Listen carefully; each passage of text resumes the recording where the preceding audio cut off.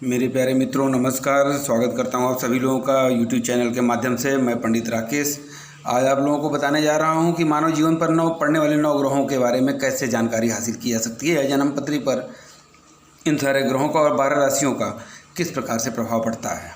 जन्म पत्री आप लोगों ने अमूमन देखा होगा कि उसमें 12 खाने बने होते हैं और 12 खानों में जो पहला भाव होता है वो होता है तन का भाव, लग्न का भाव होता है।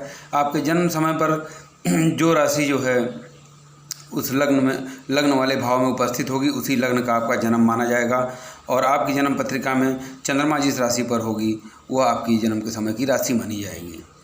तो पहला भाव जो होता है बंधुओं, वो होता है तन का भाव, पर्सनालिटी का भाव। आदमी के पर्सनालिटी के बारे में, आदमी के मेंटल हेल्थ के बारे में, उसके फिजिक के बारे में, उसकी स्ट्रेंथ के बारे में, उसके स्वभाव के बारे में, उसके एटीट्यूड के बारे में जाना जा सकता है पहले भाव के माध्यम से।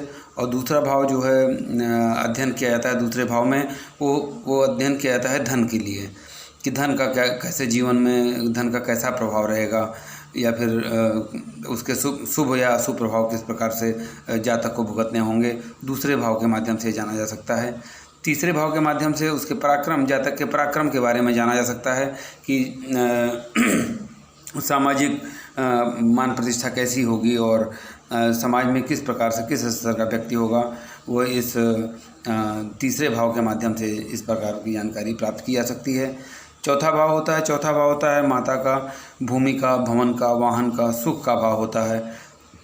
सुख के भाव में कौन से ग्रह बैठे हैं, किस स्थिति में बैठे हैं, उन पर किन शुभ ग्रहों की दृष्टि पड़ रही है और कौन से अशुभ ग्रह उस भाव को देख रहे हैं। ये शुभ या अशुभ प्रभाव को जानने के लिए चौथे भाव का अध्ययन किया जाता है। पांचवें भाव का अध्ययन किया जाता है पिता पुत्र प्रेम और विद्या के बारे में अध्ययन करना हो तो पांचवें भाव से जो है इस प्रकार की जानकारी ली जा सकती है। छठा भाव होता है शत्रु का और रोग का भाव होता है। छठे भाव में उपस्थित ग्रह जो है इस बात को इंगित करते हैं कि व्यक्ति का स्वास्थ्य कैसा होगा या शत्रुओं की क्या स्थिति होगी, छठे भाव के माध्यम से। सातवां भाव होता है बंधुओं, होता है जीवन साथी का भाव।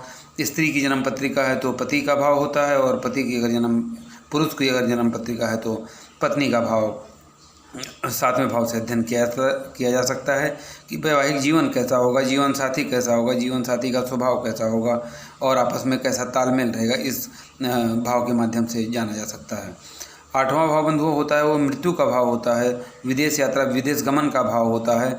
और जब उस ग्रह की दशा आती है, उस ग्रह की दशा जो है जब भी प्रभावित होगी तो इन टॉपिक के ऊपर जो इन सब्जेक्ट बताया है कि विदेश यात्रा या फिर मृत्यु का जो भाव है, इसके ऊपर ग्रहों का क्या प्रभाव पड़ता है।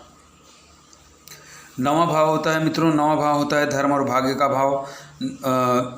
व्यक्ति जातक कितना धार्मिक प्रकृति का होगा और कितना भाग्य उसका साथ देगा, कौन से ग्रह वहाँ पर बैठकर जातक के भाग्य को प्रबल बना रहे हैं और कैसी संभावनाएं भाग्य और धर्म के माध्यम से प्राप्त की जा सकती हैं भविष्य में, इसके बारे में अध्ययन किया जाता है।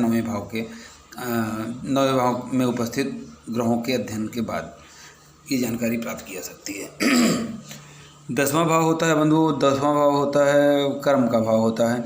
कर्म की व्यक्ति का जो है कैरियर कैसा होगा, उसका कारोबार कैसा होगा, सोर्स ऑफ इनकम कैसा होगा, किस प्रकार का कैरियर अपनाए कि जीवन में सफलता और ग्रहों का जो है सपोर्ट मिल सके। तो इस बात की जानकारी के लिए 10वें भाव का जो है अध्ययन किया जाता है। एकादश भाव का अध्ययन किया जाता है बंधुओं बिजनेस में लाभ के बारे में, नौकरी में प्रमोशन के बारे में और आर्थिक समृद्धि किस प्रकार से प्राप्त की जा सकती है या फिर ग्रहों के माध्यम से कैसी संपन्नता होगी धन को लेकर के, तो लाभ का भाव एकादश भाव के बारे में अध्ययन किया जाता है। 12वां भाव बंधुओं होता है, 12वां भाव होता है हानि का भाव, कि आपको कब हानि हो सकती है, उसमें बैठे हुए ग्रह कब नकारात्मक प्रभाव डालेंगे कि आपको किसी भी प्रकार से हानि का सामना करना पड़े या फिर उनसे कैसे बचा जा सकता है। इन सब स्थितियों और परिस्थितियों के बारे में अगर हमको जानना है तो हम अपनी जन्म पत्रिका के माध्यम से हम जान सकते हैं, जिसमें 9 ग्रह चंद्रमा, मंगल, बुध, गुरु, शुक्र, शनि, राहु, केतु और सूर्य, ये 9 ग्रह जो है, और 12 राशियाँ मेष, वृष, मिथुन, कर्क, सिंह, कन्या, तुला, वृश्चिक, धनु, मकर, कुंभ, मीन, और इन राशियों के स्वामी ये ग्रह जो होते हैं, इन सब के सर्कमस्टेंसेस के बारे में स्टडी किया जाता है। और ये वास्तव में काफ़ी कारगर सिद्ध होते हैं। अगर इन पर समय से विचार कर लिया जाए तो निश्चित तौर पर जो है जीवन में एक बड़ा बदलाव देखा जा सकता है इस ज्योतिष के माध्यम से।